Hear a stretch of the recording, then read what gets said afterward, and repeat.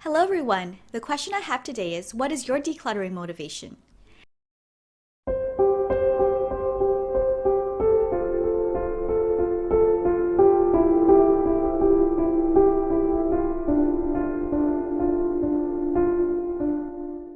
Welcome to my channel. Over the past few years, I've explored ideas of minimalism in several aspects of my life. In recent months, I've made some more assertive actions to further simplify the material things around me. Today, I'd like to answer 5 questions about where I currently stand on this journey. The first question is, what motivates you to reduce the number of items you own? To answer this question, I want to first say that I have experienced both negative and positive motivation to declutter. The negative motivation was that I was simply tired of managing things and the constant merry-go-round of buying things and then having to rearrange my life to accommodate these things. Not only were my closet and money constantly occupied, but so was my mind and to some extent my spirit. The positive motivation was the sense of freedom and appreciation I got from letting go. I truly believe there's no way you can love and appreciate everything in excess. If you take a look at young children, they can own many toys, let's say stuffed animals for instance, but usually there's only one or two that is really and truly special.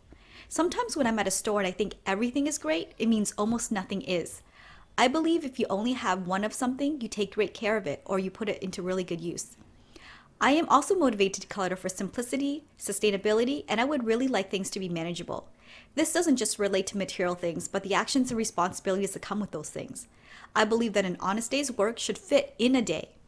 I've lived far too long with an inflated sense of what I can accomplish, that I've been feeling stressed out, frustrated, and just feeling poorly about myself. I'm interested in setting myself up to succeed, and that means living within my means, appreciating what I have, and doing the things that call to me, and having enough time and energy to manage my responsibilities. I've always known that I shopped with fantasies in mind. I think we've been trained to do that through the years of advertising and media. I recently noticed the extent of my fantasy thinking has affected my satisfaction with things, meaning I haven't been satisfied with any purchase in a long time. I mean really satisfied. Lots of purchases seem to satisfy in the moment, for a day, a week. I'm interested in things that are built to last. This is a question I want to ask you. What's something that you own that has really lasted over the years? I mean 5, 10 plus years. The second question is, what do you do with your extra time? So one of the things that I talk about on this channel is that I wanted to move away from handbags because I wanted to have more time and energy to do other things. So what are these things? One of the things I want to prioritize is self-care. This idea of self-care is way more difficult than what it seems like on the surface value. Self-care to me is not buying expensive things because I am quote unquote worth it. It is doing things that will take care of my future self and doing things that will make me happy in the moment. Self-care is about being kind to my mind and making sure I do what sounds like basic things. Eat, sleep, and have a good attitude and finding joy in little things. For those looking for a more concrete answer, the truth is a lot of the time that I have saved from excessively shopping, I've been reinvesting in this minimalism journey. Surprisingly, all the things we took the time and energy to accumulate require almost the same amount of time and energy to deaccumulate. I'm also interested in writing, and that's the other thing I like to do in my free time. It also takes time to work on this YouTube channel. The third question is, besides luxury, what other progress have you made in terms of minimalism? One area I'm proud to say that is under control is my closet.